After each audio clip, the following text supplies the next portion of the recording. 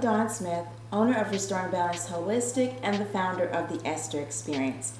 Today, let's talk about how to properly burn wax melts.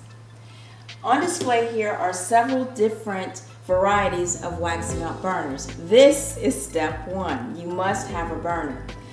They range from, have various colors, they have various styles, various decorations. So you can go from something that's very simple to something that's a little bit more elaborate, to something that's very decorative, to what we would consider to be a two-in-one.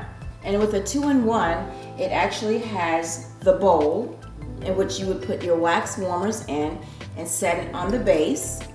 Or you could simply place a candle on the base and use it that way. In this instance, with putting a candle on it, you would not light the candle. The wax is actually going to melt because of the heat from the base.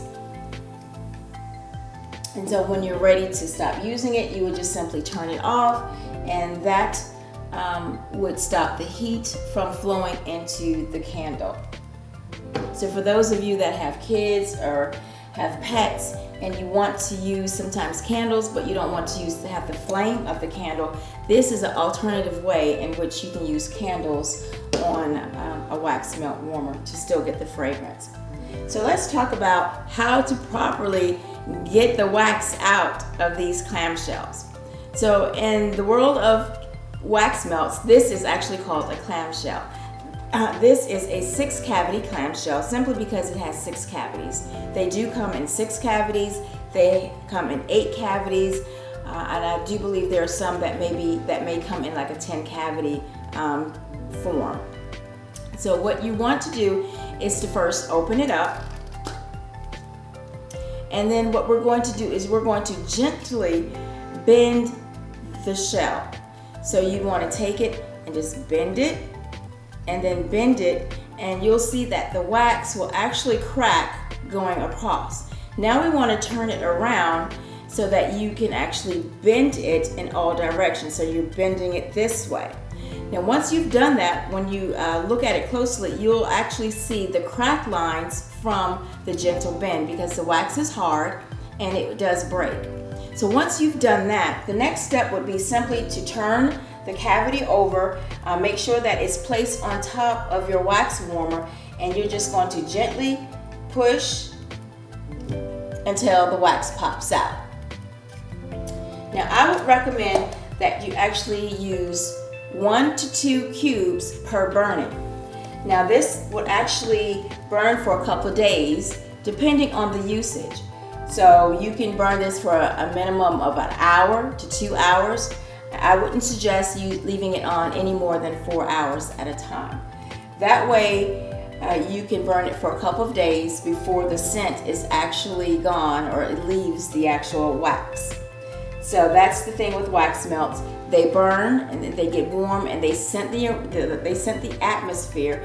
But once the fragrance is gone out of the wax, then that's when you would throw it away. One of the easiest ways to throw it away would be to use a silicone cup. And with the silicone cup, once the wax warmer is turned off, the wax is actually going to solidify. You would just simply take it, bend the silicone cup, and you'll see that the wax will actually pop. Once it does that, then it's easy to just dispose of the wax in the trash can. Remember, you never want to put wax, whether it's cold or hot, in a drain. You always want to throw it away in the trash can. Another way to actually remove the wax from the warmer would be to use cotton balls. And in this case, the wax should be liquefied and melted. You would take 2 to 3 cotton balls, place it in the wax warmer. The cotton balls are going to absorb the liquefied wax. You would take the cotton balls then and throw them in the trash. That makes it really easy to be able to change over scents or just add new wax melt cubes to your wax melt warmer. And that, my friends, is how you would actually use your wax melt warmers. and use the wax melts in them. For more tips, follow me on this YouTube channel to purchase your own wax melts and wax melts warmers. Visit us at www.restoringbalanceholistic.com. Click on Shop Products and browse away.